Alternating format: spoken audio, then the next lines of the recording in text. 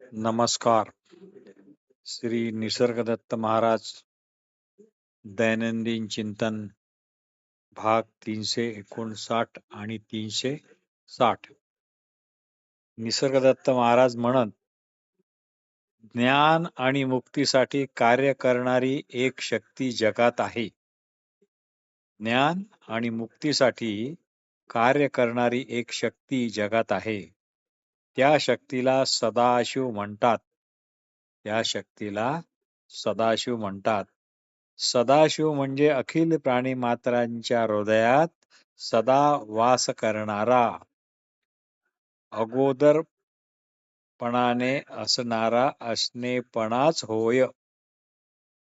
हा असणेपणा एक सार्वत्रिक घटक आहे. हा असणेपणा एक सार्वत्रिक घटक आहे. तो कुणा एकाचा नाही, वैयक्तिक नाही, तो स्वयंसिद्ध असाच आहे. शेवटी माझे तुमचे काहीही नाही. सर्व काही आमचेच आहे. सर्व काही आमचेच आहे. स्वतःच्या असणेपणात असा, म्हणजे तेच सर्वच प्राणिमात्रांच्या असणेपणात असणे होय. स्वतःच्या असणेपणात असा, म्हणजे तेच सर्वच प्राणिमात्रांच्या असणेपणात असणे होय. मी आहे हे कधीच मिथ्या असू शकत नाही. मी आहे हे कधीच मिथ्या असू शकत नाही. पण मी अमुक तमुक आहे हे मात्र पूर्णपणे मिथ्या आहे. पण मी अमुक तमुक आहे हे मात्र पूर्णपणे मिथ्या आहे. श्री निसर्गदत्त महाराज म्हणतात, मी तुमच्याकडे पाहून खात्रीने म्हणू शकतो. मी तुमच्याकडे पाहून खात्रीने म्हणू शकतो की तुम्ही स्वतःला सध्या जे जे समजता ते तुम्ही मुळीच नाही. तुम्ही कोणताही युक्तिवाद करा, मी मात्र माझ्या म्हणण्यावर ठाम आहे. जे अगदी उघड आहे ते मी काय कोणीच नाकारू शकत नाही. ते कोणीच नाकारू शकत नाही. तुम्ही आपली जी प्रतिमा, रचना स्वतःला चिटकवून घेतली आहे, ती मोडून काढण्याचे काम आता तुम्हालाच मेहनतीने करावे लागेल. तुम्हालाच मेहनतीने करावे लागेल. जे तुम्हीच घडवलेले आहे, आता तुम्हीच ते मोडले पाहिजे. जे तुम्हीच घडवलेले आहे, ते आता तुम्हीच मोडले पाहिजे. आहे म्हणून जे काही आहे ते सर्वांच्या मुळाशी एकच एक आहे. त्यालाच आपण जीवन म्हणतो. आहे म्हणून जे आहे ते सर्वांच्या मुळाशी एकच एक आहे, ज्याला आपण जीवन असे म्हणतो. त्या कोणत्याही घटनाक्रमातील कायमचा दुवा, कोणत्याही घटनाक्रमातील कायमचा दुवा आहे हाच असतो. आहे हाच असतो. म्हणजे आपले असणेपणच असते. म्हणजे आपले असणेपणच असते. साधक विचारतो, तुम्ही म्हणता मी कोण आहे? मी आपल्या स्वरूपाकडे जाण्याचा मार्ग कसा शोधावा? तुम्ही म्हणता मी कोण आहे, पण या माझ्या स्वरूपाकडे जाण्याचा मार्ग मी कसा शोधू? महाराज यावर म्हणतात, मी कोण आहे? मी काय आहे? याच्या शोधात फुरसतीचा सर्व वेळ घालवा. फुरसतीचा सर्व वेळ घालवा. सध्या इतर प्रश्न सोडून द्या. सध्या इतर प्रश्न सोडून द्या. तुम्ही आहात या वस्तुस्थितीची तुम्हाला पूर्णतः खात्री आहे.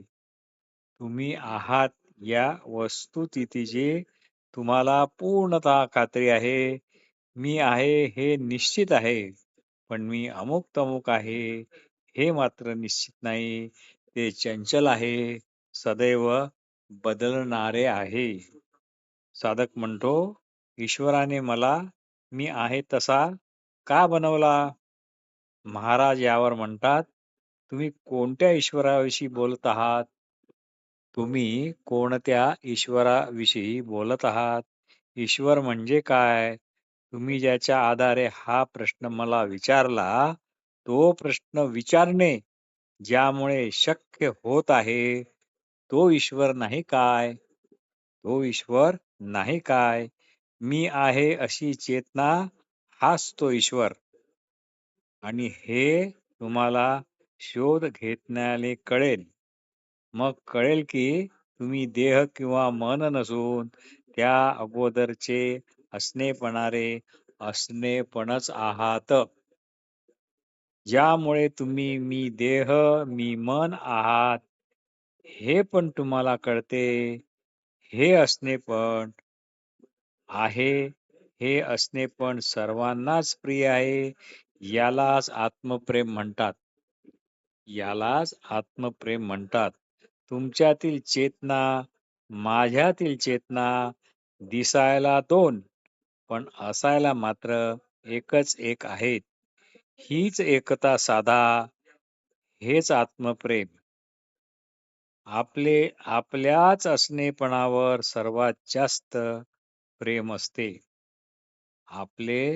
आपल्या असणेपणावरच सर्वात जास्त प्रेम असते.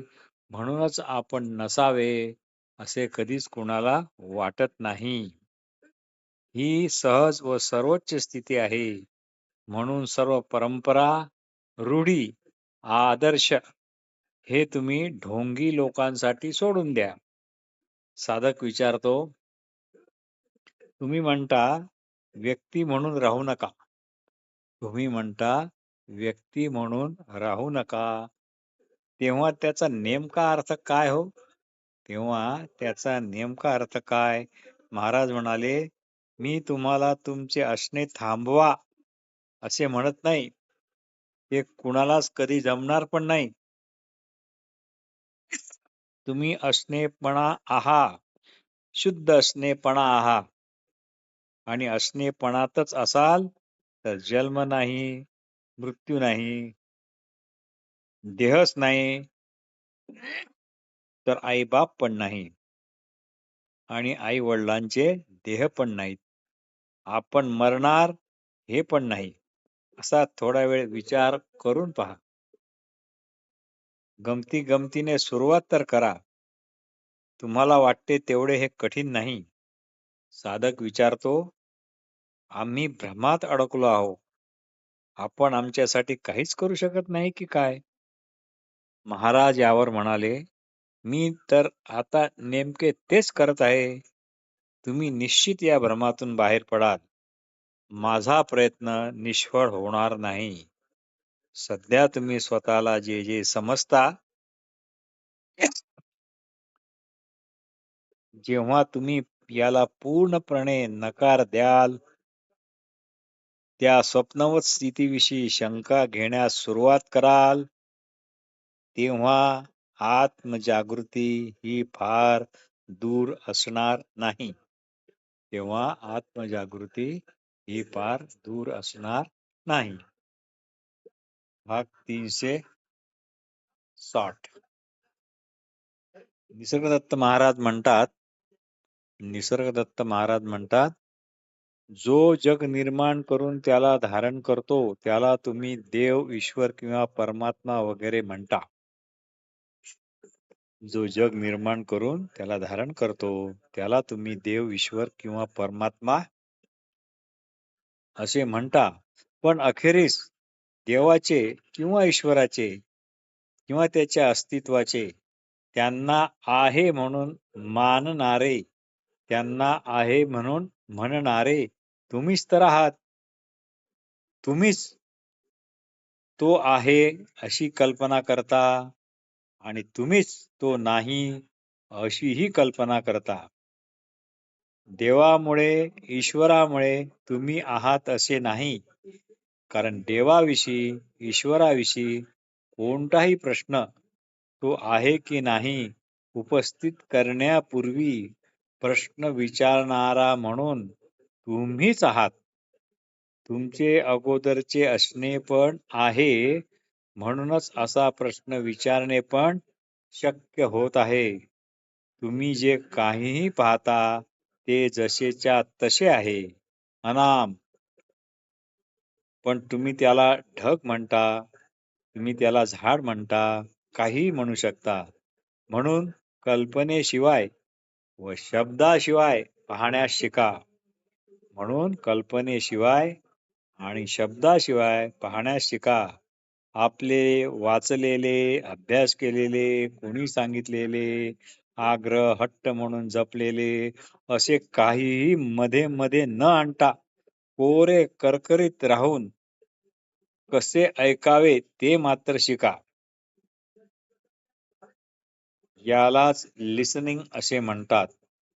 जे अनाम, अरूप आहे, अनाम आहे, त्याला नामरूपे चिटकवू नका, त्यामुळे प्रचंड गोंधळ होतो. कोणताही अनुभव म्हटला तर तो आत्मनिष्ठच असतो. कोणताही अनुभव म्हटला तर तो आत्मनिष्ठच असतो. कोणतीही गोष्ट पाहणे, ऐकणे, स्पर्श करणे, वास घेणे, चव घेणे किंवा त्यात आवड निवड किंवा त्याच्या स्मृती बाळगणे व कशाबद्दल काहीही वाटणे, हेतू, अपेक्षा, भीती, आग्रह वगैरे वगैरे हे सर्व आत्मनिष्ठ म्हणूनच असतात.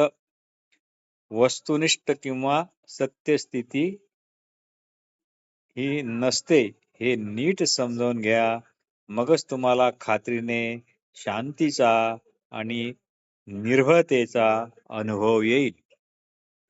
मी आहे यातील आहे मध्ये शुद्ध प्रकाश व अस्तित्वाची सत्यता आणि संवेदना यांचा समावेश आहे.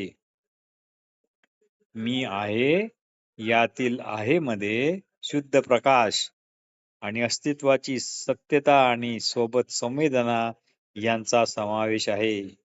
या आहेला आहे म्हटले तर ते आहेच आणि नाही म्हटले तरीही ते आहेच.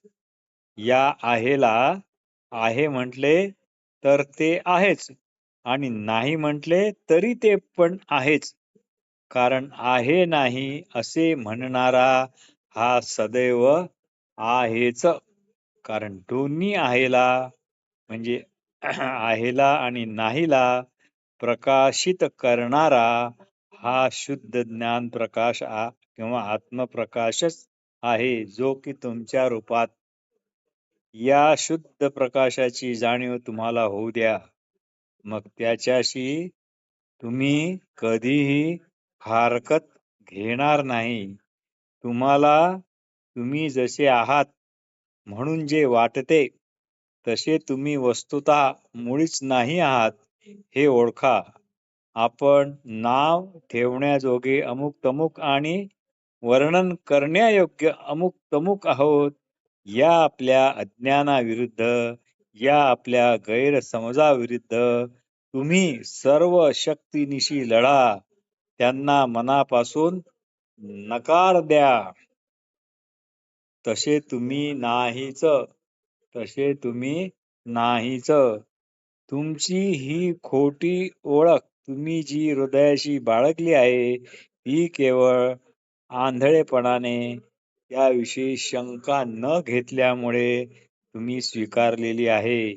ज्याप्रमाणे घटातील आकाशाला वाटावे, घटाचा आकार, रंग, रूप, विस्तार, व्यास इत्यादी आपणच आहोत, तसे तुमचे झाले आहे. या गैरसमजाला धुडकावून लावा. या दुर्दशेतून बाहेर पडण्याचा दुसरा कोणताच मार्गच नाही. दुःखही शोध घेण्यासाठी म्हणजे स्वस्वरूपाचा शोध घेण्यासाठी तुम्हाला जणू दुःखानेच हाक दिली आहे, संधी दिली आहे. त्याला मनापासून प्रतिसाद द्या. त्याला मनापासून प्रतिसाद द्या. या बाबतीत आळस अजिबात करू नका. जगात कोणतेही काम करणे कठीण आहे असे म्हणतात. जगात काही काही कामे करणे फार कठीण आहेत असे म्हणतात, पण हे जे आपण आपल्या बाबतीत अनावश्यक वाढीव असे जे काम करून ठेवले आहे, अशा कामापासून मुक्त होणे त्या कोणत्याही कशाही कठीण कामापेक्षा हे कठीण काम आहे. तुम्हाला स्वतःविषयी काहीही माहिती नाही. तुम्ही वस्तुतः जे आहात तेच असू शकता. त्यावेगळे तुम्ही कसे असणार? जे तुम्ही नाही, ते फक्त तुम्ही स्वतःला समजू शकता, तसे दिसू शकता, पण असू शकत नाही. तुम्ही पूर्णत्वापासून कधीच ढळलेले असे नाही आहात. त्यामुळे पूर्णत्वाकरता म्हणजे काही आपल्या सुधारणा, बदल आवश्यक आहे. या सर्व कल्पना तुम्ही परंपरा आणि रूढीबद्ध आणि शाब्दिक ज्ञानाच्या आहेत. त्यांना तुम्ही पूर्णपणे नकार द्या. तुम्ही मूळचे जसे आहात तसेच आहात. मेघ सूर्याला झाकू शकतो, त्याला नष्ट किंवा बदलू शकत नाही. त्यामुळे कल्पना ह्या वास्तवतेचा नाश करू शकत नाही, फक्त त्यावर आवरण टाकू शकतात. नष्ट करणारे हे नष्ट होणाऱ्यापेक्षा नेहमीच खरे आणि श्रेष्ठ असते. नष्ट करणारे हे नष्ट होणाऱ्यापेक्षा नेहमीच खरे व श्रेष्ठ असते. वास्तविक सत्य हेच हेच की सर्व अलगपणा, विभाजन, भ्रम नष्ट करणारे आहे. सर्व एकरूप आहे. हेच सर्व संघर्षाच्या समाप्तीचे अंतिम उत्तर होय.